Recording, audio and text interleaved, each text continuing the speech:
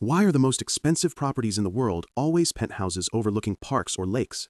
And why, when we are stressed, we want to escape to a place with trees instead of a room full of technology? It may sound like a personal preference, but the answer actually lies in biophilia, the love of life.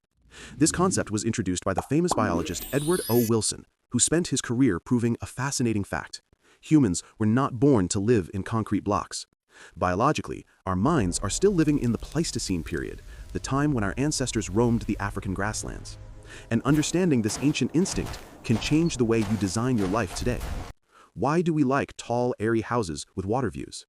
Whether you are Vietnamese, American, Japanese, or indigenous, if you had to choose a place to live, you would most likely choose a place that has three elements: high terrain, open space with sparse greenery, view of water. This is not due to architectural trends, but evolutionary genetics.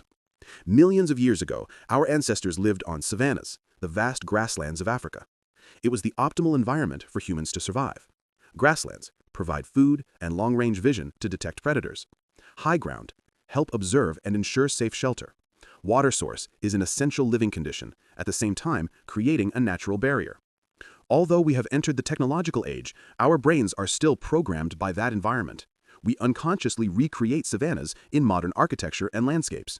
Look at ancient gardens of Pompeii, Japanese Zen gardens, or central parks in large cities.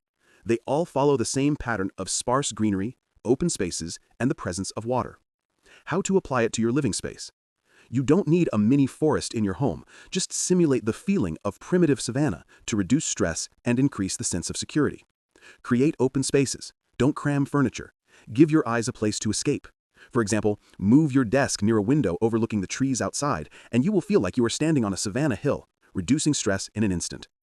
Add water elements: a small fish pond, a misting machine, a fountain, or simply a picture of a river or lake. Water naturally activates a sense of peace. Bring greenery into your home.